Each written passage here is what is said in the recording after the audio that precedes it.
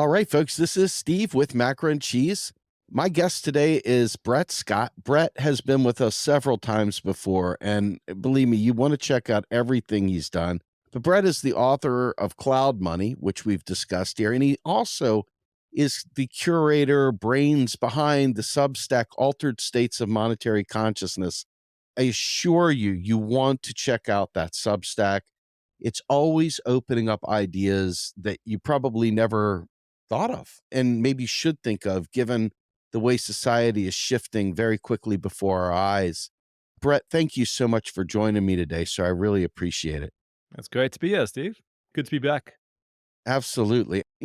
Full disclosure, this is going to be a little bit of an experimental conversation. And for those of you out there who were able to watch the movie Civil War, that movie really, really struck a nerve with me. At first, I got to admit, I was not terribly interested in seeing this movie. I thought it was going to be a silly, silly movie. But it turned out to have some quite thought-provoking moments. And in particular, I think the part that really grabbed me, that kind of brought me to reach out to Brett, was there was a scene where Kirsten Dunst and her traveling party are en route from New York City to go interview the soon-to-be assassinated, deposed president of the United States. And in this fantasy world, they're driving down roads where you've got different levels of war. Some people are just kind of living their lives, and other people are completely into a libertarian hellscape. It is a very interesting dynamic that they lay out here, and one that you can viscerally feel if you allow yourself to as they're driving down the road. And as they're going down the road, they stop at a gas station. At this gas station, they say, "Hey, how much gas can we get for $300?" And the guys laugh and they say, "About a half of a ham and cheese sandwich." And they say, "Oh, yeah, 300 Canadian dollars, not 300 US dollars, 300 Canadian dollars." And they're like, "Oh, well, 300 Canadian, we'll fill your tank up for that." So the Canadian dollar in the United States had its ability to transact, but the US dollar had completely lost its punch. And it reminded me very much of a real historical situation with the Confederacy of the United States, where their currency went, full hyperinflation, full, no confidence. It was no longer being seen as a valid form of currency to transact in. And that brought me to you, Brett, because obviously you're a guy who thinks about strange things. You take the world and you ponder what if. And, I'm curious, we're in this phase. I know that, it's a little off, but what happens in that situation? How does commerce suddenly come back in a place that's lost its currency? Well, I don't actually know necessarily. There's probably many different ways. My family's actually from Zimbabwe, and and Zimbabwe went through hyperinflation, and during that time, you saw many different reactions people had to that process, and then they actually dollarized, which is would be sort of vaguely akin to Canadian dollarization in the film example you're talking about. Where people will take a foreign currency, but they won't take the local one because I guess the foreign currency is connected to a political power that remains stable somewhere else, right? So that was actually one thing that happened in the Zimbabwe situation is that that's how they stabilized it, is that they dollarized. And then all sorts of other interesting things started happening. For example, the Zimbabwe government started putting out its own essentially stable coins of US dollars, but in physical form, what they're called the bond coins, which were these Zimbabwe government promises for US dollars that were sitting in a bank somewhere. So that was used. But there was also, like my uncles and stuff were keeping spreadsheets, almost like creating little, I guess what you'd call a mutual credit systems where you're just calculating balances to each other and then clearing them later, you know. Which is interestingly something that also happened during the Irish banking strike back in, I think, in the 70s, where people would form these informal clearing systems. So that was going on. There was forms of barter going on as well. Um, Economists love these barter myths of money, right? They love to say that money comes from barter or the attempt to solve barter. And anthropologists have long critiqued this. But interestingly, one of the situations where you do actually find barter springing to life is when you have a bunch of people who've already been immersed in a monetary economy and who've got used to that way of being and have developed a reliance on that way of being. And then they suddenly have money ripped away from them and they're actually forced into the barter myth in a way. I'm not sure how clear this is, but that's kind of like what economists did when they invented the barter myth was that they took their current society, which was a monetary capitalist economy, and then they engaged in a ahistorical thought experiment where they imagined money being taken out of it. And they said, what would happen in the situation? Right. And then that's how they invented the barter myth, essentially. Right. They're like, oh, well, obviously people had to trade the goods and services.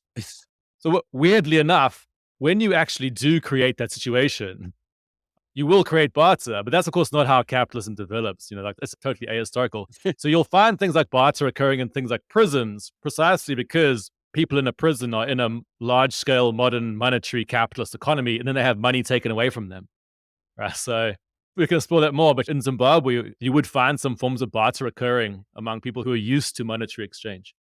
But of course, in the long term, I haven't actually watched the Civil War film, but you'll probably find people splitting into much smaller groups and then forming systems of informal credit between themselves and things like that too. And I guess local warlords might start to issue their own tokens. Who knows? It's wild because one of the recent works you did on your Substack kind of referred to markets in general. And you said that markets preceded capitalism and that markets will be a part of capitalism and markets will also be a part of post capitalism.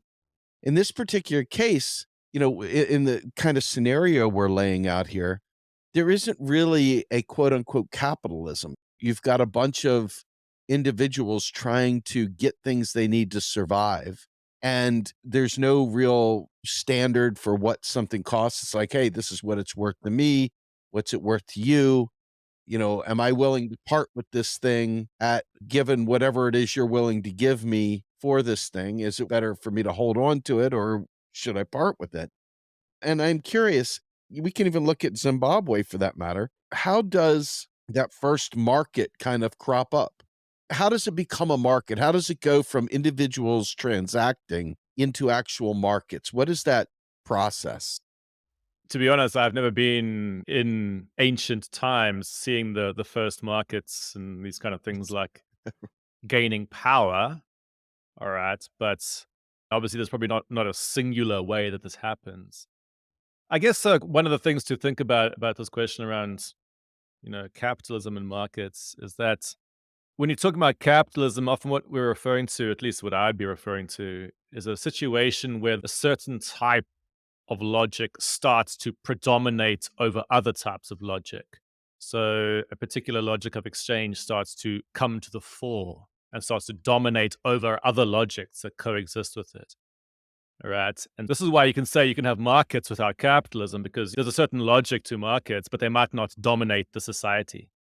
So older societies, for example, like feudal societies and things like that, they have markets around, but they're on the periphery of society. They're not the sort of central organizing logic of the society.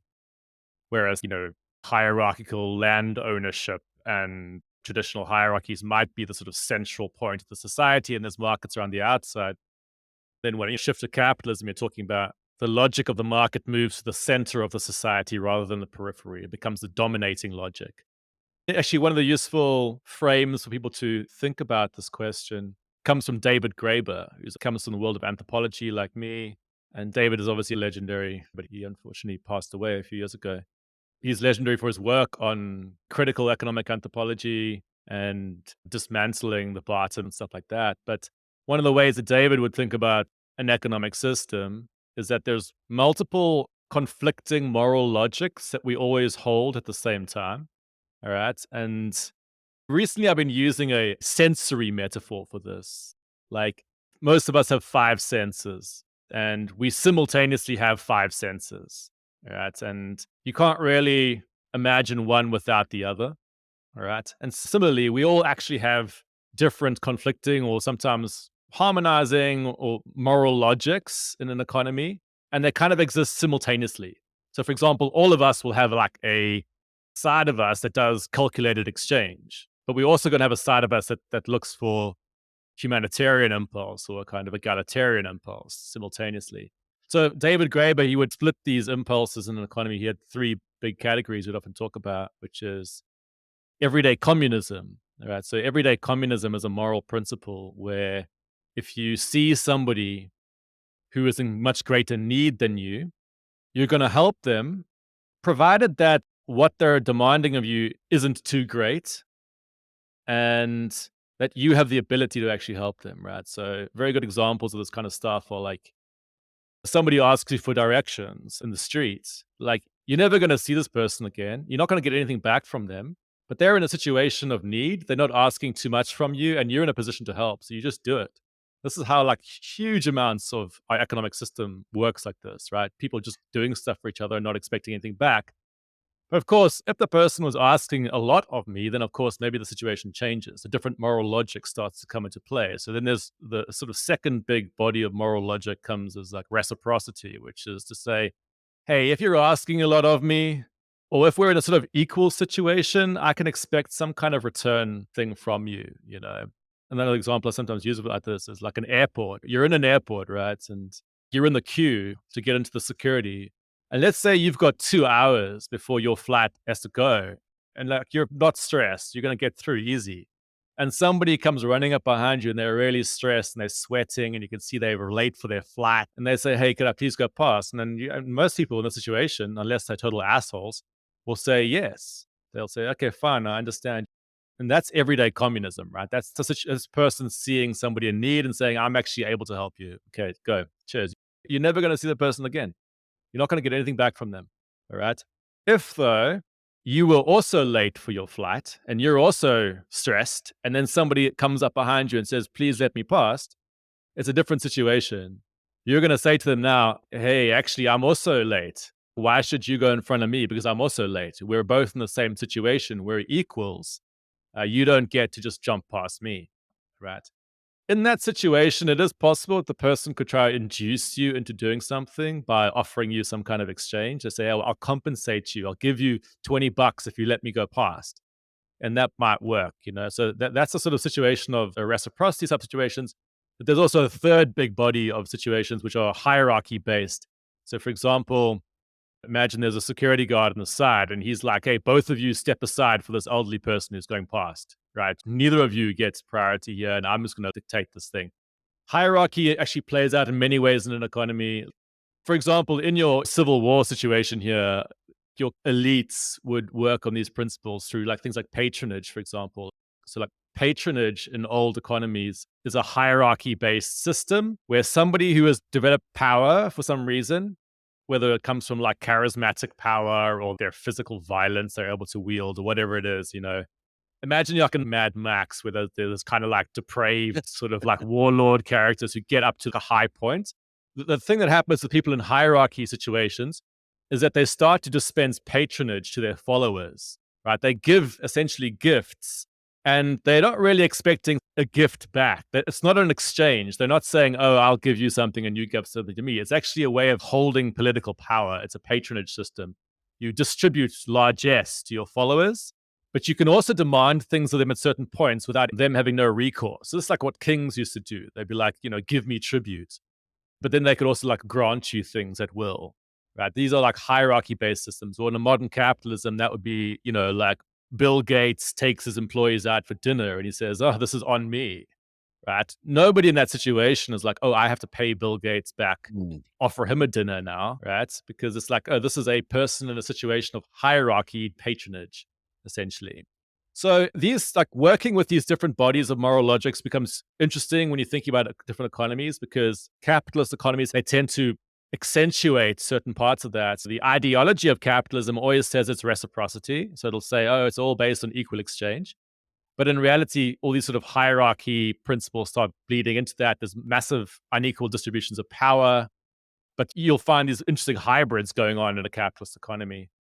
I'll end now, but Yeah. you will find market processes, aka people engaging in different forms of exchange in all types of societies. The question, though, becomes, is that the dominant logic? Even in hunter-gatherer societies, in which exchange definitely isn't the dominant logic, you still will be forms of explicit reciprocity going on and so on. So back to your hierarchy statement, obviously within the space that I typically stay in, the MMT space, the object here is that, the state as the currency issuer creates markets by creating buyers and sellers of goods by instituting a tax. But that feels way down the runway. It also doesn't necessarily feel inevitable. The idea that you get to a certain point where an obligation payable only in the currency to keep that currency working and to create the exchange, if you will, the buyers and sellers of goods through the imposition of a tax to create that kind of magnet, if you will, the kind of priming of the pump to get that economy moving. That is what we always talk about now because that's a description of kind of what we have today. How far off would something like that be in the collapse has occurred? I mean, it that really doesn't hold sway unless you have the ability to actually enforce a tax and have the structures. Once society collapses, that kind of institutional arrangement can't exist, won't exist. So, what does that look like? Obviously, because this is what we have today, a lot of people think that it's just inevitable that that's how society would be developed, if you will, to be structured and organized, economic activity, economic life based on a state as a central, lead in the hierarchy and its needs coming first, and then all other things stemming from that. In this case, there's no state anymore. Ha Yeah. you know, I mean, how I does think, that work? again, I'm improvising and riffing here, but there's a few elements to probably balance off against each other. On the one hand, the MMT story around essentially money as an extension of political power at some level actually chimes with the sort of hierarchy based stuff that you see in essentially warlords who are able to demand tribute. Okay, so tribute is a big part of patronage politics in historical societies, right? So you demand tribute in order to essentially not be violently killed or else to be on the line for getting distributed grants and patronage by the ruler. Right? You see this a lot in like feudal societies where there's like a king, but then there's all these like dukes and stuff around, right? The dukes aren't strictly fully controlled by the king, but they kind of all give tributes, right? They send stuff from their lands to the king, and then the king will then grant them things. And there's this whole kind of weird like hierarchical structures whereby that's in play. And this is, from an MMT perspective, you'll start to see these hierarchical structures. They can issue tokens and demand the tokens back rather than you can issue tokens in exchange for goods and services and demand the tokens back rather than directly extracting goods and services from people, right? So there's a sort of mechanism for getting real resources to the state without having to sort of directly extract them in the forms of sending your troops to go and take grain from people. Does that make sense?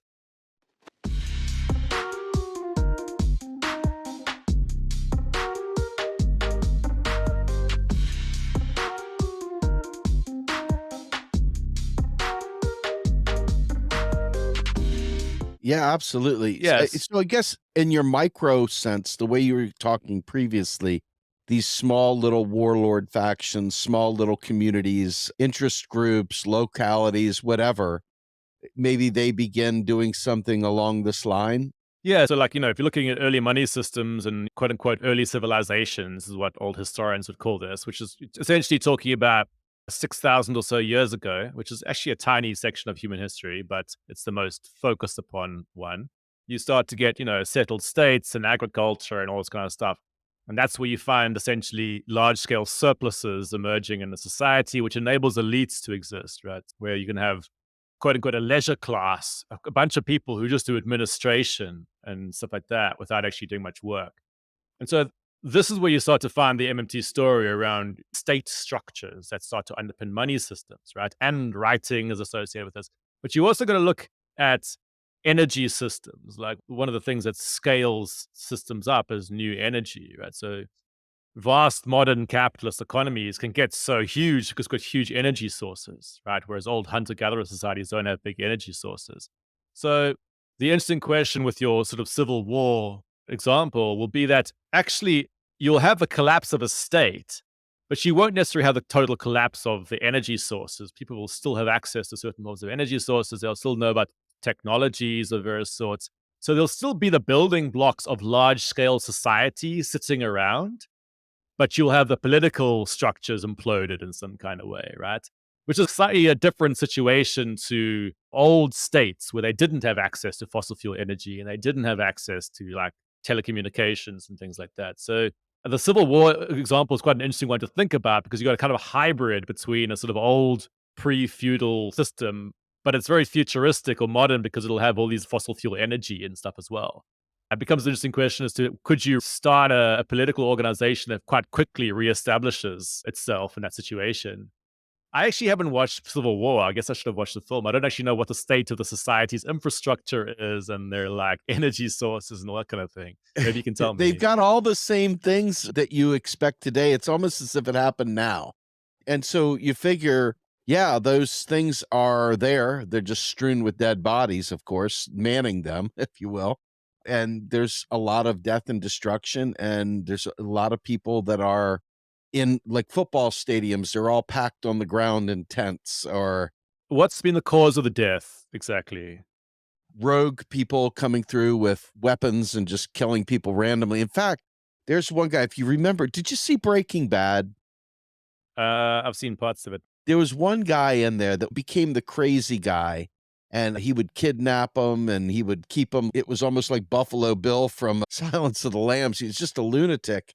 Well, this guy plays a little bit of a what you would envision a standard MAGA lunatic looking like militia guy, and they've got a hole dug with about 60 bodies just laying in there. They keep throwing lye on it just to keep the smell down.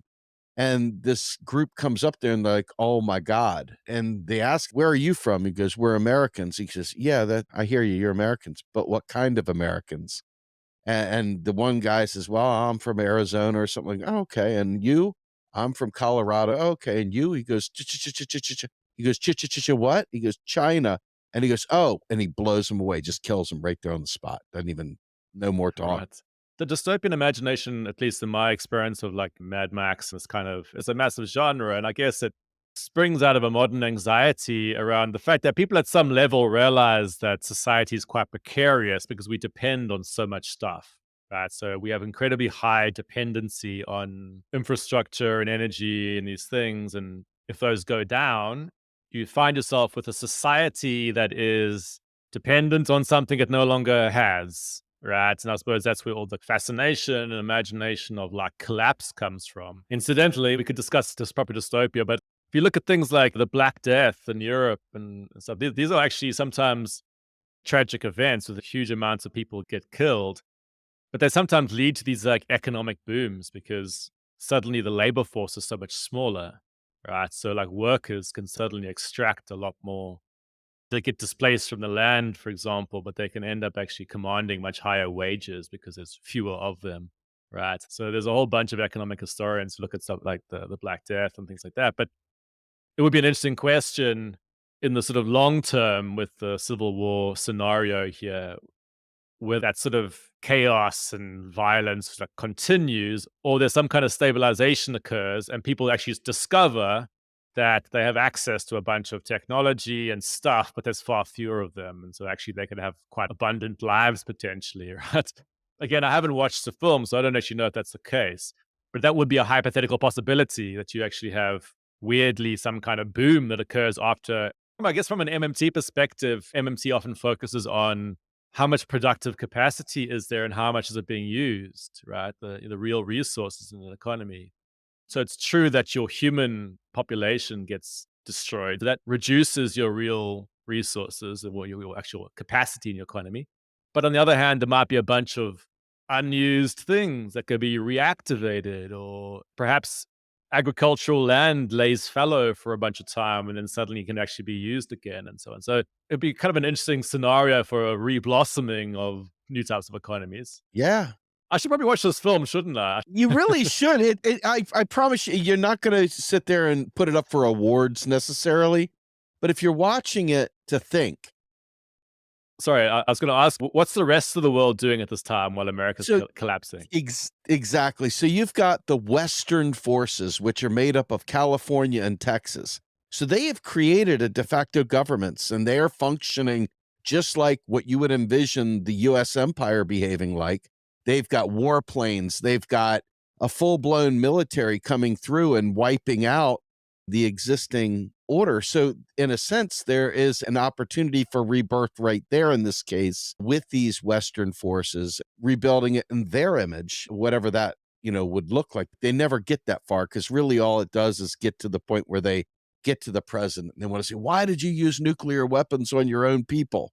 Right? That's kind of the whole point of the movie, is to ask this president, and then they kill him. Right? There's a spoiler. Sorry about that. But the movie is really more kind of a bunch of little vignettes, even though it's one story, of different scenarios that could play out along that roadway. And one particular community is still operating as if nothing's happening. They're still using regular dollars. They've still got shops. Everybody is still living their life as if nothing. They're like literally putting their fingers in their ears and going, la, la, la, I can't hear you. While on the top of the roofs, you've got snipers sitting there patrolling, but the rest of the town is literally living as if there isn't any of this stuff going on. So they don't even Okay. care whether the federal government is taxing them or not. They know that they use dollars for buying that shirt, and so they buy the shirts with that dollar. And, you know? Okay. Well, that's an interesting little plot twist. Yeah. Yep. I don't have the studies on me, but there's like some quite interesting stories I've seen from, say, places like Nigeria, where counterfeits are often quite widespread. And technically, a counterfeit is something you're not supposed to trust because that isn't a state credit.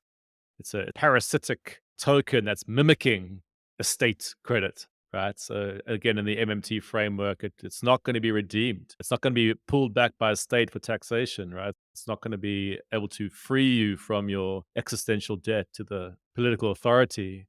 And yet, people have been known to just use them and not care.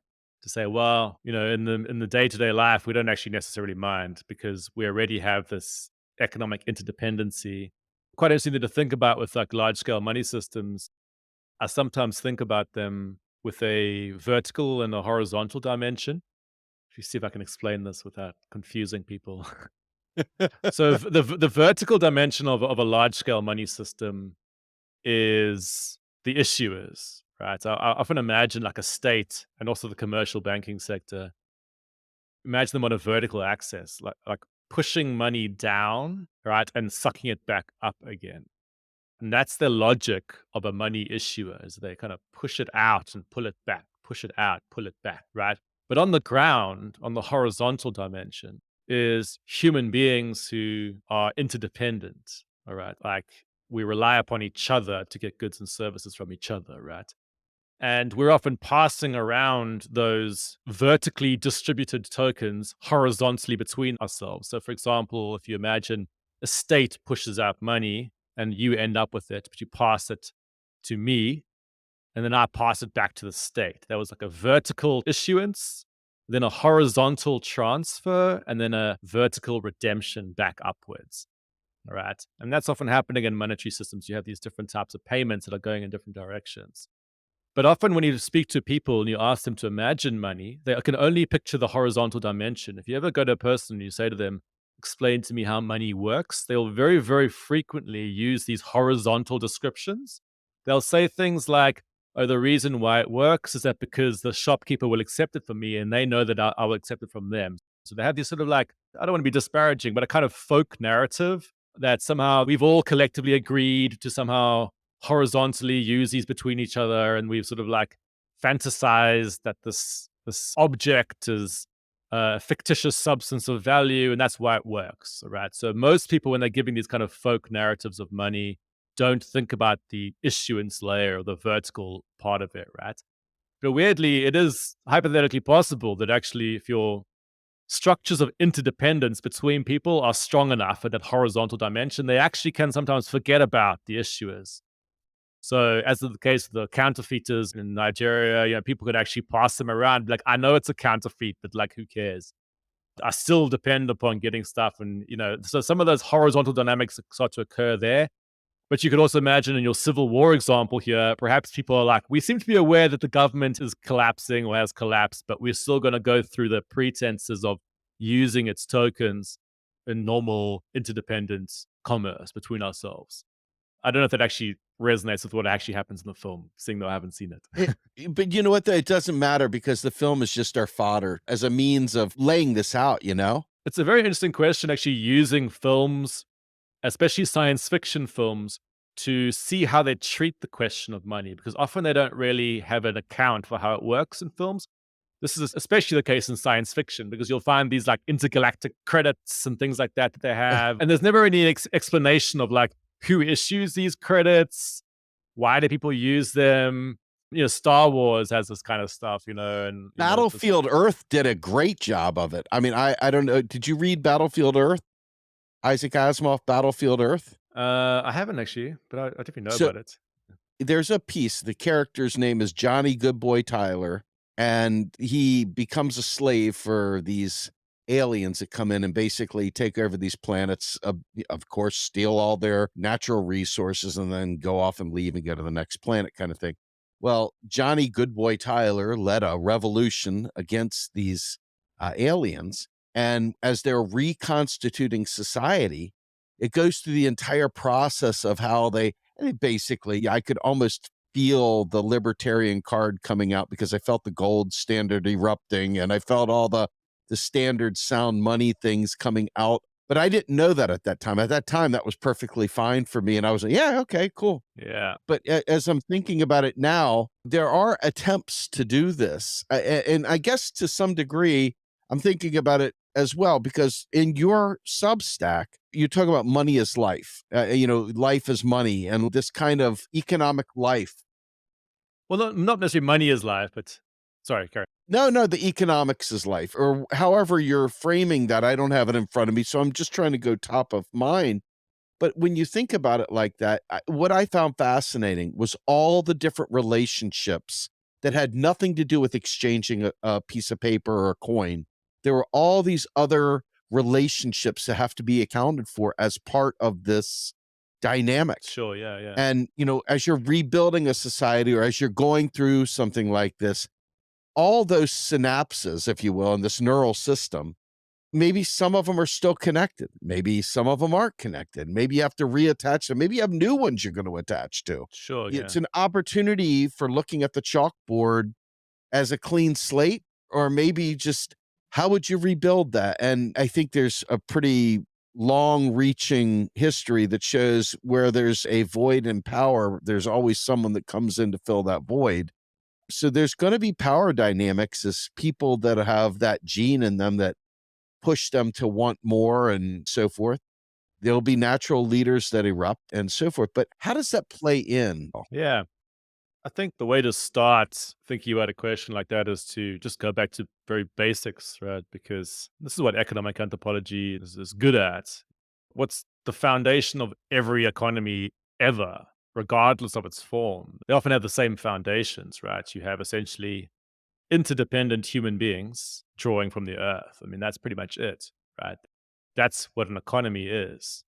And that can take many different forms and have many different scales and different styles of interdependence.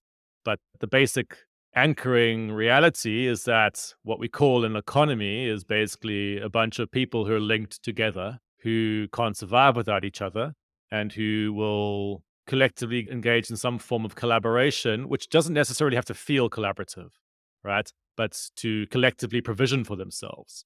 And of course, a modern capitalist economy, it feels incredibly cold and disassociated, like you don't see who you rely upon. You'll have breakfast cereal, but you have no idea who provided it to you, but you're still collaborating with that person, right? That person is enabling you to survive. So that's modern capitalism as a very, very sort of diffuse, fluid style of interdependence. Whereas, of course, this tiny, small scale hunter gatherer band has got a very tight, highly visible, small scale form of interdependence. Things like a tribal society, bigger than like a hunter gatherer society, but not nearly as hierarchical as like a peasant society with, rulers and stuff like that. So there's lots of these different forms of economic interdependence, but we can always just go back to the basic building blocks. The first building block is the sun, always. Basically, without the sun, there's nothing, right? The sun provides all the energy for the plants. Without that, there's no ecosystems. Without that, there's no life. The sun also provides all the fossil fuels in the forms of like old creatures that have died and become fossilized. Basically, the sun is the main economic actor, right?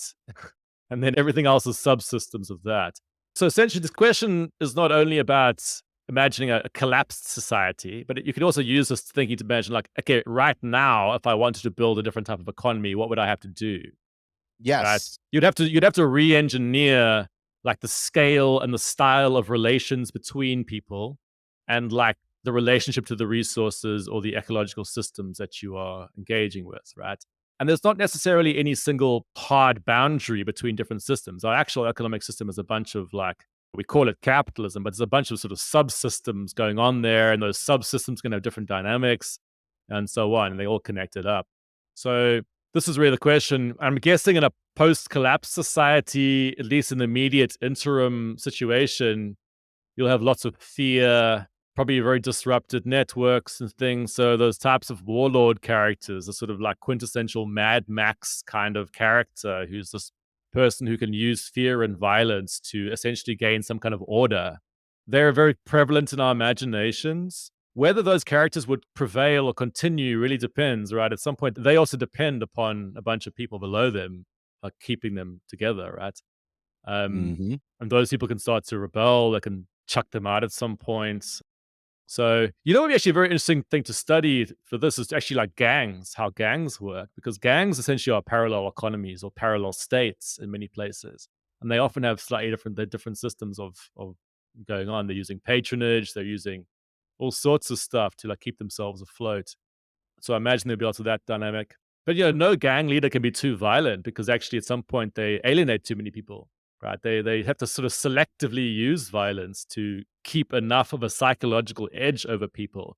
But if they use too much, they will get destroyed, right? This is kind of things that like Machiavelli used to say, in his sort of book, The Prince, which is all about, you can dominate people to some extent, but don't try to dominate them too much because they'll screw you up. You know. I was just riffing. It's I don't know. I haven't really answered your no, you question. but see, this is exactly it.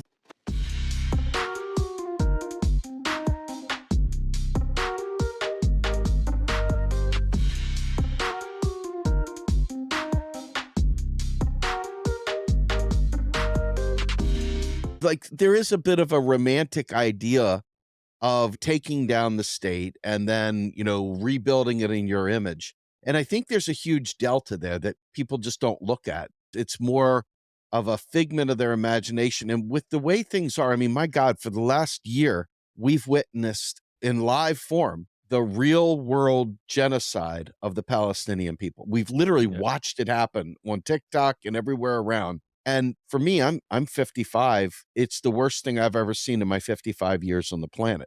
I keep trying to find something else that comes close, and I can't. And as I'm watching this in real time, and I'm watching the student protesters, for example, rising up and being beaten down by, fascist police forces and these very, very hierarchical structures that do not value the feedback of the people. And you think about people as they go off into their quiet space and they think to themselves, man, I'd sure love to have a revolution. I'd sure love to bring an end to this despotic behavior. I don't want my nation funding a genocide anymore. I don't want this. I don't want that. And I know I find myself frequently saying, what agency do we have? We can't vote our way out of this. You got everybody saved democracy voting for Biden. That's what we were sold in America. And what did you get? You ended up getting a Cold War with China, a sort of hot war with Russia through proxies through Ukraine. And now you've got a burgeoning World War III by trouble in the Middle East that, has just gone from horrible to outrageous. So people are feeling kind of lost. And then you have the specter of Donald Trump rising from the ashes once again.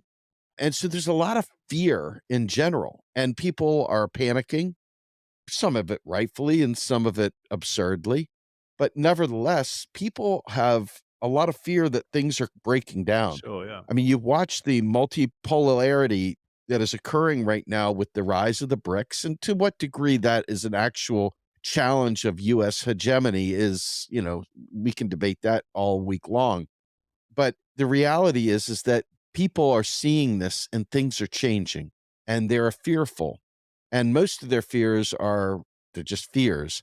Some of them, though, have some oomph behind it and there's a shared belief system. And that shared belief system, whether it be rooted in reality or just rooted in belief, makes them behave in different ways. And so part of my goal in doing this conversation was to just sort of paint a picture, just let people start thinking about what it really means to lose the structure that you have today and to have to kind of reimagine what that interim period looks like. It's like a black box that nobody thinks about. You know what I mean? They're imagining I have this revolution and tomorrow morning we're back to Starbucks.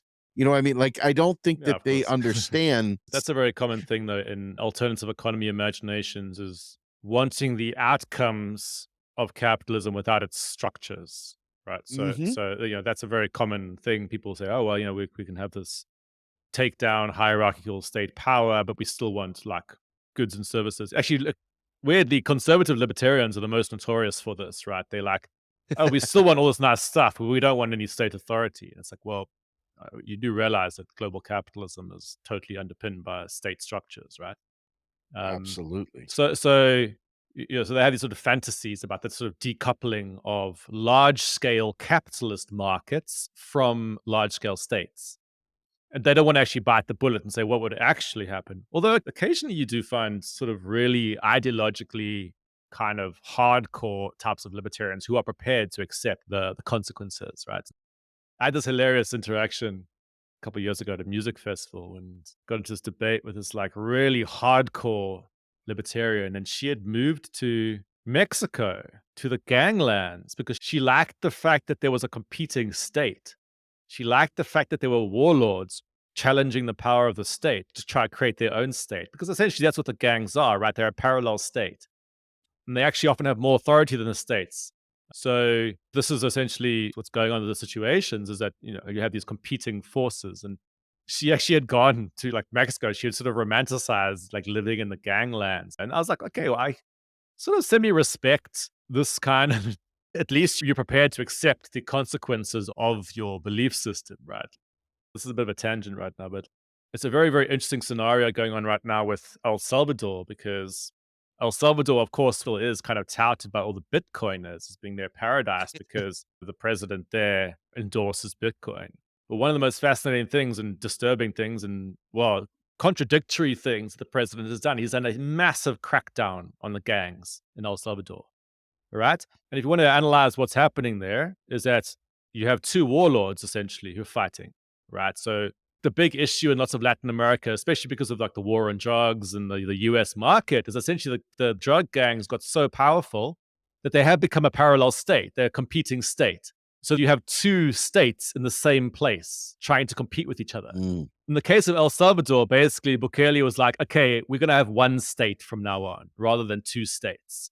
And so he went on a hardcore like takedown, including human rights violations like extrajudicial or just imprisoning people without having any evidence that they're actually gang members. But he certainly crushed the system. And actually now that's one of his most popular things, right? Because essentially he's created a single warlord structure. And he's also the champion of Bitcoin, which now has become a very fascinating problem for the libertarians in the Bitcoin space, whereas essentially this strong man who has established a proper state to dominate over the other state is also this guy who champions the supposedly stateless coin. That's a little aside there. But when we're thinking about this stuff, I suppose we've got to think about the co-evolution of all the different parts of a system. And this gets complex with capitalism because on the one hand, you could say markets are underpinned by state structures. Now, they're often actually induced by state structures. And if you're looking at sort of chartalist monetary theory, this is a big part of it, right? Like a state or a proto-state comes in and actually establishes a stronghold, and then it can start to issue its tokens. And those tokens, like you can imagine there's the sort of the vertical dimension, this issuance process by like a powerful entity that can pull them back. But then the horizontal dynamics of the sort of the everyday use of those tokens can actually expand markets. It can actually make the system expand outwards. You can have far more commerce because of these widely distributable tokens that people know are linked back to a distant political power. So you can actually expand markets massively through these state structures, right? But then what happens as an effect of that is that sometimes the states themselves that underpin those markets get captured by the very markets that they underpin, right? So global capitalism now actually has started to transcend the power of the nation state. Many of the world's most powerful capitalists, they rely upon all the states in general to underpin all the contracts, but they've kind of transcended, right? They actually operate on a different scale. And more generally, actually, states can't really control the capitalist processes that they've unleashed. All right. So you start to see these political leaders who ostensibly are kind of like in control of the system, but really they're often not. Right? They're often given this position by the system itself.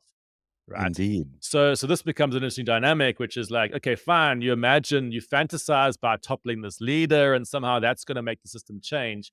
But in reality, the leader's often a sort of like a mushroom that's popped up because of the mycelial Yes. networks, right? And so, yeah, I mean, if you're starting from complete scratch, you can, in a totally like, apocalyptic scenario where all the structures have been destroyed and you have some kind of like totally new society. I mean, you could imagine recreating small scale hunter gatherer dynamics and small scale tribal dynamics.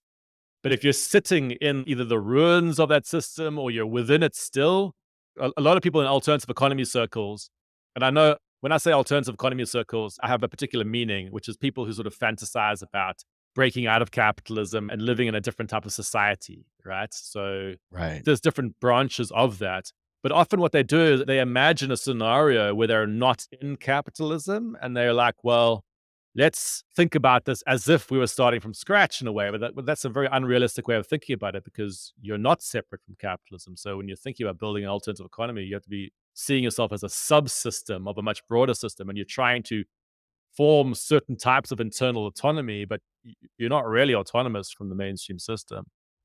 Anything here spur your imagination, Steve? Yes. So this is really the final piece of this. And this is something that I've been dying to ask you about. So it kind of takes everything we talked about and it looks at, okay, so in real life today, we have no evidence that the voting that we do has a discernible impact on the policy space that our governments take on. And largely because of the capture of these industries that have exceeded beyond the very nation states that gave birth to them, and that undergird them.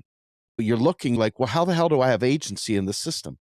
How can I fundamentally make a change to my life, to the people I care about's lives? What does my vote get me? And kind of piggybacking off of what I said, everybody was told we got to vote, vote, vote to save democracy. We got to vote for Biden because Donnie Tiny Hands is such a whatever. But in reality, I asked people that voted that way, I'm saying, did you mean to vote for genocide? Because Joe Biden has full funded a genocide in Gaza and Palestine. So the extent that you believe you have a democracy and everything that I've learned about modern money systems has been based on we just have to source the vote. We just have to source the vote. If we source the vote, then we can make it rain. We can do whatever. But that fundamentally is naive and it doesn't really have the kind of truth behind it based on specifically things that you just brought out, knowing that capitalism, even though it is a construct of the state, has grown beyond the control of the state at this point. It's become its own thing. And so within that space, I frequently thought about a lot of things like Ben Wilson and Scott Ferguson and their uni program, the idea of having an alternative currency and using it through the university systems. You and your mutual credit conversations that we've had before and other alternative means, how do you build a parallel construct so that you're able to build power in a side of a system that no longer grants you power? Sure, yeah. I mean, a Princeton study was done a few years back that showed public opinion and voters' sympathies or voters' desires have a discernibly zero effect on public policy. And this was done by Princeton. I mean, it's just like real literal studies have shown that there is like zero democracy. And then you see articles in The Guardian that say, the United States, who is the dominant empire of today, is not a democracy in any way, shape, or form, that it's really an oligarchy. And the idea of regular working class power is kind of a fairy tale that we tell ourselves so that we can find a way to survive in the system. And it's a means of manufacturing consent and so forth. So I've oftentimes thought about, well, what if we took these alternative approaches to money? What if we thought about how these systems work, build parallel systems so that we can build dual power, so that we can impose a real genuine threat to the state in terms of not a revolution per se, but more of a, hey, we're organized, we know what we want, we didn't stutter. This is what we need. And because as of now, people go, they get that little sticker they put on their forehead that says, I voted, and they feel like they've done God's work. They pat themselves on the back and break their arm in the process of doing it, but nothing fundamentally changes whatsoever. I'm curious in this next kind of iteration, what a parallel system might look like that would offer up people a chance to have hope, a chance to build power against this so that they have a voice. 'Cause I genuinely don't see the electoral system yielding the kind of outcomes people are desperate for. Yeah, sure. I mean, that's a lot of stuff there. Maybe one sort of meta thing to say is that, okay, it's true that under a vast scale of corporate capitalism that's underpinned by militaristic states who will, don't care about human life and will do whatever's the most politically expedient for them, for example, with the Gaza genocide. So they'll do these things that are based upon sort of these systemic power considerations, right? Rather than like actual what's the right thing to do, right? So that's true, and that sometimes leads to the questioning of what democracy means and so on. And I think that's important, but also bear in mind that there's going to be a lot of countervailing political opportunists who are waiting to exploit that disillusionment. All right. Yes. So, for example, new forms of authoritarian capitalism, which are still capitalist systems, but they have a new like flavor to them, exploit that very thing you just said there, right? They'll exploit the fact that people are feeling like their voice isn't heard, and they'll be like, "Yeah, democracy is a sham," and so on. I see this every single day, right? Especially, for example, in the YouTube sphere, where you find all these people who are sort of apparently quite critical of global capitalism. And they actually often have a bunch of like progressive talking points, right, about land grabs and like corporate power, but then they often end up implicitly supporting various forms of authoritarian capitalism without realizing it, right? And so that they themselves become quite naive. I guess while it's an important point to have a lot of disillusionment around the democratic process, don't let that be co-opted by the authoritarian forces that want to turn that into their own political Yes. opportunism, right? I guess one thing I want to say is that a lot of the analysis that I do is very systemic, right? By which I mean, it's about the fact that there isn't really anybody who controls the system. Yeah. So, for example, we say something like the nation state initially kickstarts markets, or like, political powers initially kickstart markets, but then markets start to have more power than political systems and start to capture them. And then we imagine, for example, like powerful capitalists as being the ones who are in charge of that system, right? So the ones who've captured the state. But actually, lots of powerful capitalists don't perceive themselves as having any power either, right? They often say things like, well, if I don't do this, somebody else will. If I don't take this particular arms race of like AI or this arms race here, like somebody else will outcompete me, right? So capitalists have this weird situation where they have a lot more power than the average person, right? If you think about the big tech billionaires and so on, they have more power than the average person, but they often themselves are subject to all these anxieties and fears that if they don't do certain things, they're going to be outcompeted and destroyed, essentially, right? And they will often point to, for example, like the financial sector. They'll say things like, well, if we don't produce our returns for shareholders, then we'll be punished by the financial market. So then you're like, okay, maybe the power resides with BlackRock and Fidelity and these big fund management firms. Are they the true powers in the world? Because, they're the ones who fund the corporations. And then the BlackRock and Fidelity will be like, oh, we just operate on behalf of the pension funds. The pension funds are the ones who give us the money to invest in the corporations, right? When you go to the pension funds, the pension funds say, oh, but we just act on behalf of people who are doing their retirement savings, right? And you go to those retirement people who are their savings and you say, are you responsible for this? And they say, of course not. I'm just a worker in an economy, right? So when you start to trace the lines of global capitalism, you see one of the incredible power of this system is precisely that there is no single person that could actually ever really, within the sort of capitalist sphere, no single person who actually claims responsibility. But then the second big thing to say is that while that's true, while you can see capitalism as this kind of like headless systemic force that kind of haunts our society in many ways, um, it's not the only force in the world. All right. There are other countervailing forces that exist at the same time. So, for example, when people get together to say we demand something different and we demand something beyond just a market solution, or we demand a healthcare system, even though it's not technically profitable or something like that, they're asserting a different set of values and a different force. All right. So you can build counterpower to capitalist processes, right? If you think about the capitalist system as being like Pandora, like a spirit that's been released by Pandora's box, you can't have countervailing spirits that start to fight it, right? Like it's not a done deal that it's the end of days, right? So that's how I would tend to analyze these things. Building counterpower is one of the things people do. And I'll try to tail this off here, but there's a bunch of different strategies people historically use when they're trying to do the countervailing thing. Like anti-capitalism is one of them. Should I go through all these approaches, or is that Yes, too yes. much? If you no, absolutely. I mean, By all means, there's so many things this there, because like how this relates to democratic systems and so on is like a massive topic. But in general, when you're taking a person who's facing a economic system that either makes them anxious or like makes them feel desolate or impoverishes them, or they can see it's destroying the ecological systems, there's different responses you can have, right? One of the most common responses is actually people who try to use the system to fix itself. This is the most dominant political approach people do. Is they'll say, "Oh well, it's just try to do sustainable capitalism. Let's try to do inclusive capitalism, and so on, right? And let's try to use the processes of profit accumulation to solve its problems." Um, Interestingly, you'll see people like Trump actually attack this kind of thing now. They're like, these goddamn ESG people. And you think about ESG. What is ESG? I mean, I was involved in sustainable finance and stuff like back in 2013 and those kind of times. And ESG wasn't popular then. It was like it was a marginal thing on that side of the financial sector, where the big fund managers would say, "Oh, well, maybe we should think about, not wrecking the ecological systems through our investment processes." And they sort of would have these ESG conferences. And now the term ESG has become bigger, right? It's like, okay, maybe we should try to make it profitable to protect the world and have these market processes that don't destroy the underlying basis of markets, right?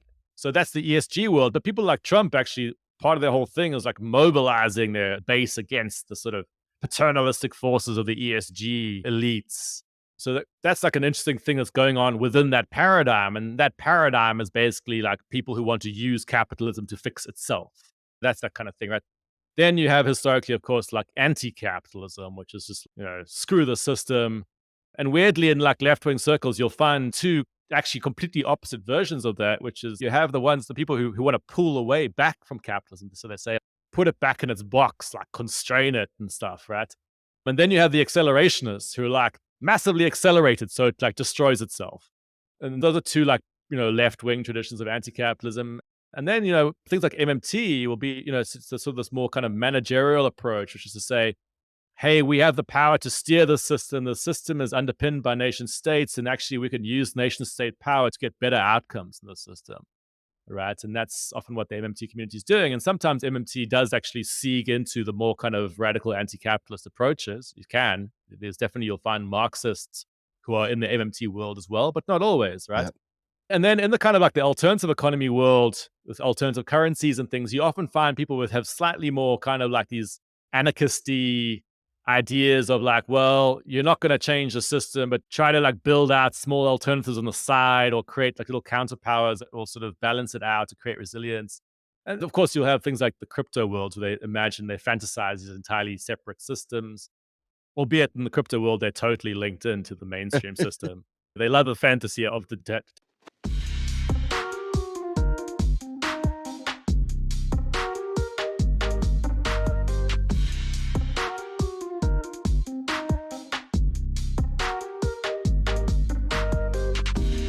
I love that meme. There's a meme out there where there's a guy in one of the green suits where, you're doing the green screen technology. And so they got the guy in the green suit holding the guy up with crypto because he's ultimately the fiat guy holding up crypto. I think it's just an amazing meme. If you can envision a dude in a green screen's outfit, fully green, holding him up so he seems invisible, but in reality, It's all backed by the state. It's still the same Yeah, damn yeah, yeah. system. I mean, we've talked about things like Bitcoin before and stuff. Oh, But yes. one of the Yes, interesting yes. things, actually, if you are thinking about alternative economies, is you actually have to deal with the fact that there is a tradition on the political right and the conservatives of imagining, fantasizing a different economy. But it often comes from a very different place because their background imagination is different. They often imagine that the problem is that there's not enough capitalism, stuff like that. So they'll be like, "Oh, we don't really live under capitalism now. We live under, you know, some kind of like socialist system, and the big tech companies are actually like socialists." So they fantasize like a kind of straw man version, and then they try to live out an imagined ideal type. I don't know if you come across this concept of ideal types. It comes from sort of sociology, I think. Like ideal type, for anybody who hasn't come across this concept, it's the perfect ideal version of your system, the pure, ideologically pure version. It's the fantasy of your system rather than the Yes. reality.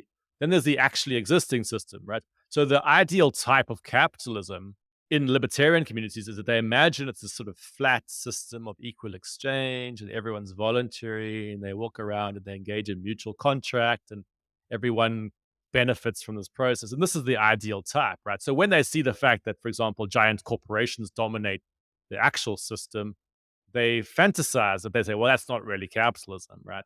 And you say, well, in that case, capitalism never existed, right? Because what we call capitalism is this state underpinned process whereby vast market players like create these huge markets. But in the Bitcoin world and in the crypto world, they heavily rely upon the ideal type or the ideal vision of capitalism. And they say things like, oh, well, we want to build this pure capitalism in the future, totally detached from a state foundation. And that's where, for example, visions like the network state and stuff are starting to come out. I don't know if you've come across that, but that's the sort of new incarnation of conservative libertarianism with a sort of technological spin on it, is this, this concept of this crypto blockchain backed network state structures where people can set up. And if you had to get a bunch of people into a room and say, imagine an alternative economy, they would give you wildly different ideas based on their background vision of what the existing economy is, right? Libertarians will Right. give you many ideas of what they want for as an alternative economy, and they'll imagine that it's quite revolutionary, but it's often will be based on these totally sort of delusional ideas of what's actually already going on. And so whenever I'm doing alternative economy stuff, it's always fascinating because sometimes I've run workshops and things like that, and you'll see that totally different people arrive, and sometimes they're very conservative. Sometimes they're very like left wing, and sometimes they weirdly will end up agreeing with each other because these sort of different background visions can sometimes weirdly harmonize. You'll find people all wanting localism because they're like, actually, our system is too large and it's destroying traditional values because it's too large. And then, like, an anarchist also wants localism. So they're like, oh, I agree with you on that. And anyway, Still yeah, I'm is. kind of like riffing on you, but I'm imagining that in an actual civil war scenario, as you talk about there, people would be drawn together not by ideology, but by practical circumstance, right? So, one of the things you'll find in very large scale European and American societies, you have these massive intellectual debates, right? Because people are sitting in these huge capitalist state structures that essentially are already established. So you have this whole intellectual class who debates the stuff. And that's where you can have this incredible disagreement because people are operating on this very intellectual realm. Whereas when people are thrown into a common scenario together, it doesn't really matter what they subscribe to as a political position. The person could be like a hardcore self-described libertarian, but if they are suddenly in a situation where they're having to interact with a bunch of people who don't subscribe to that, it's not going to matter. They'll have to find ways to survive together. And this would be quite an interesting thing to think about in the scenario, right? So imagine you're back in the kind of feudal times in the UK or like tribal times.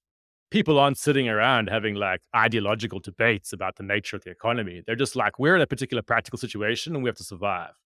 I do have this final question for you, Brett. Piggybacking on everything, because I mean, your Asimoko Substack is fantastic. Folks, seriously, if there's a Substack out there to subscribe to, let it be Brett Scott's. It's really, really good. It's thought provoking. But obviously, there is a common thread, whether it be in left wing circles, whether it be in left wing libertarian, and even to some degree, right wing libertarian. There is like a common thread to some degree of dissatisfaction with what is happening. I mean, when you hear the state saying discernibly factually incorrect things, that they're literally standing up there saying things in State of the Union addresses and saying things that are meant to galvanize everyone in a certain direction. But it's like, that's just simply not true. It's just straight up not true. People genuinely have a difficult time swallowing the gaslighting. And so finding purpose in life, finding a means of feeling like they have agency in the space, Sure, yeah. it's easy to laugh at people like that because, oh, you're just such a naive person. Of course, you just got to vote for whatever and do whatever. That's what we do because that's what you do. But I genuinely believe, and I think you nailed it a little bit. And I hate to use gangs as the paradigm for this, but to some degree, you think of unions even. The idea of having a union of people that come together and think about a means of holding the state accountable, knowing full well that governments today are deploying militarized police forces that akin to the greatest standing armies in the world now. I mean, we're not talking about Mayberry RFD where you got Barney Fife twirling a baton. You're talking about guys in full blown Desert Storm militarized Kevlar and weapons and stuff like that. The state is very oppressive. It's very Yeah. authoritarian. People are looking at they're like saying, I don't like this. I don't want surveillance. I don't want all these things. What I can't vote my way out of it because every time I think I did, I end up still back here. It's like no matter whether I vote right or vote left, I just keep ending up back here. I feel like it's one of those mazes that you just never quite get out. You always end up back at the same spot. Sure, yeah. So, what would you, as a parting word, and this is kind of where I leave this, in terms of monetary systems, in terms of this kind of economic life that we're all living, and it's what's driving so much of our daily behavior that we don't even realize it, right? What would you say as a means? And I get it, this is riffing, this is a thought exercise, but what would you say to people like that? I mean, I don't wanna just laugh at them because I'm one of them. I feel that urge, when I heard them say, "I'll veto Medicare for I wouldn't pass Medicare for all for nothing," knowing full well that they're lying about the debt and lying about deficits and lying about these things and manufacturing an austerity mindset amongst the people. It just makes me wanna rage out, makes me wanna do Sure, yeah. something, and there's no pathway to doing it. I mean, I'll stand in line in my gray drab suit and punch the ticket and say, "Vote for D, vote for I, vote for R, vote for whatever." But ultimately, I'm still sitting back and things that I would have never asked for, never wanted, never even considered worth my time will suddenly be the soup du jour up there. And it's like clear that it's not coming from me, whatever message. I voted for them, yet nothing they're saying sounds anything like what I'm Yeah. thinking. What would your response be to people that are in this kind of alternative economic mind, alternative social order? It's easy to mock them. Bear in mind, I sit for like a long time in this space and stuff. So I've seen many different styles and I empathize with people, when they have their different types of fantasies or whatever it is about escape. That's a very natural response people have. I don't have any judgment. People develop their political positions out of circumstance often, and they're just responding to something in their environment, right? And most people aren't specialists in trying to analyze the kind of storm system of global capitalism, right? Sure. I try, but it's hard. Thing that sometimes can help to calm a person is to do this sort of move towards the systemic analysis approach. So if you're looking at a storm system, like hurricanes approaching, we don't really ascribe morality to it per se. We're just like, well, it's happening. This thing is hitting us, right? When we're looking at economic systems, though, we tend to often ascribe lots of morality, especially to the various individuals who find themselves in positions of power, right? So we're like, oh, this person does this thing and they're the reason for this kind of thing there, right? And I'm not saying that isn't the case, but it's useful having a countervailing mindset at the same time, which says, actually, this person doesn't really have that much power. Actually, they're just a sort of pawn in a systemic storm system. It certainly helps me. I mean, I'm not sure how if everyone feels better when they see that. But for example, if I go into YouTube and I go into like, if I type in something like this, what is money or something like that, I'm going to find a bunch of like ranting, talking heads. And they're like let me tell you the reality of money. And this guy here from Goldman Sachs is like joined the US government and he then started this unit here and he is corrupt and they do all this basically as a small scale human level analysis. They're imagining these sort of solo individuals who are somehow in control of the system. And this is where conspiracy narratives basically come from. And if you want to understand a conspiracy narrative, it's just like, imagine you're like in the 1600s and a storm hits a village and then you blame it on witches rather than blaming it on atmospheric physics. I mean, that's like a very Right. conspiracy mindset. You're like, there must have been people behind the storm. All right. It must be them. It must be those women over there because look at it. We don't like them. That's basically it. Conspiracy narratives tend to essentially ascribe human agency to systemic processes. So they're imagining witches, or they're imagining, Jewish people, or they're imagining, quote unquote, the bankers, or whoever it is, the global elites. You can choose your sort of small group of people you imagine to be in control, and that can shift. And of course, when somebody does feel anger and helplessness, they often gravitate towards those narratives, right? And especially when there's a bunch of these opportunists out there who are very, very good at stringing those narratives together, including on both the left and the right. Yes. You'll find conspiracy people on both the left and the right. They all like know how to work this game, right? And often they do it because their minds work like that. Lots of people literally think about the world as a series of individual human connections that like decide things. So anyway, what I'd say, this is quite a long spiel here, but it's worth moving away from that mentality. Not to like completely move away from it, because of course there are individual human beings who make a difference. They do have power, but we shouldn't ascribe them too much power. All right. Actually, often things that are going on in our world have to do with systemic processes that are beyond our control. There's a massive accelerating system of global capitalism. It's always trying to do things. It's always trying to expand. It's always trying to accelerate. It's always trying to automate, regardless of what each individual person wants. And often political figures will find themselves caught in a situation where if they don't act in those interests, they essentially, through various systemic processes, will get excluded and pushed out. So just being aware of that's very important. And then I'm going to say something controversial, which is if you want to be able to sort of think clearly about the situation, is you've got to kind of accept that, you know, if there is a systemic storm battering you, it's better to accept that it exists than to try to deny its existence. To say, yes, we're actually totally caught in a system that nobody's in control of. And accepting that is a better starting position than denying that, right? Because then once you accept that, you can start to think more clearly. It's like, okay, this is a situation. We have a runaway system with a bunch of political elites who sort of are like captured by the very same runaway system. What are we going to do in this situation? How can we build concrete forms of counterpower, little like bastions of outposts against the storm system, as it were, right? And I think that's probably the way to go. And that's probably much more progressive because the alternative narrative, which is, oh, there's a bunch of elites who control everything and they're the ones we've got to take down, that very, very, very easily gets captured by regressive forces in society. All right. Indeed. And often, unfortunately, those guys are coming dressed up in left-wing colors.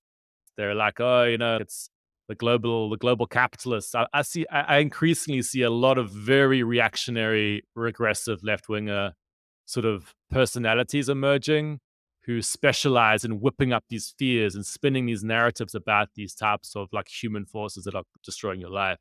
And I think it's very important to take a bit of a deep breath, step away from those characters and to say, okay, if we want to think about this clearly, I'm kind of repeating myself now, but we're in this like giant structure. It's got massive forces that are beyond our control.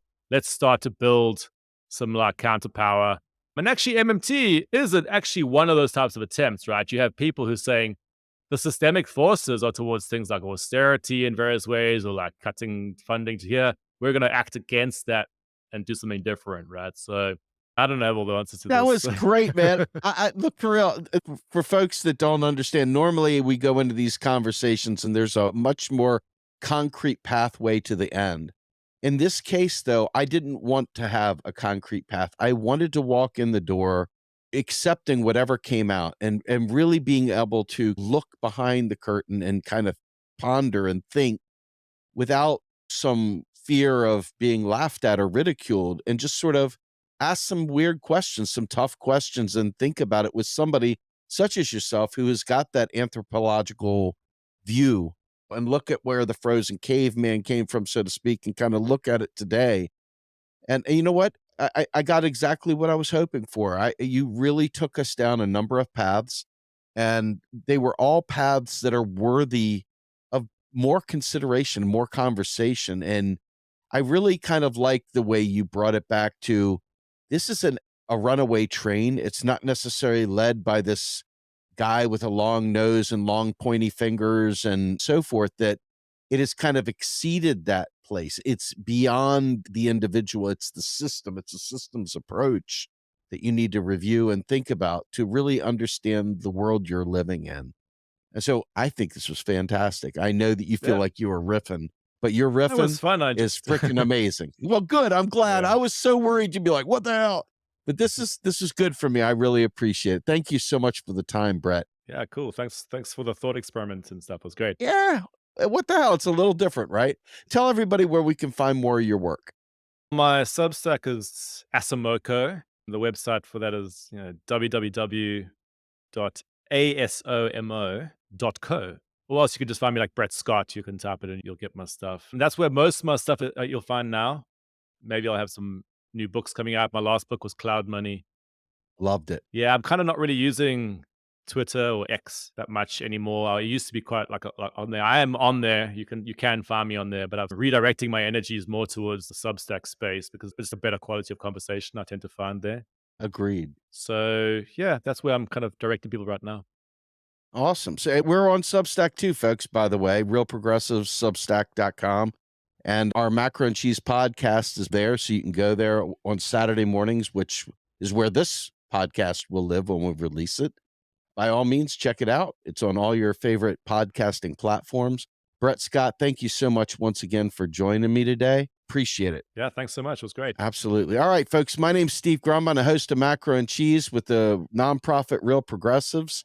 On behalf of my guest and myself and Macro and Cheese, we are out of here.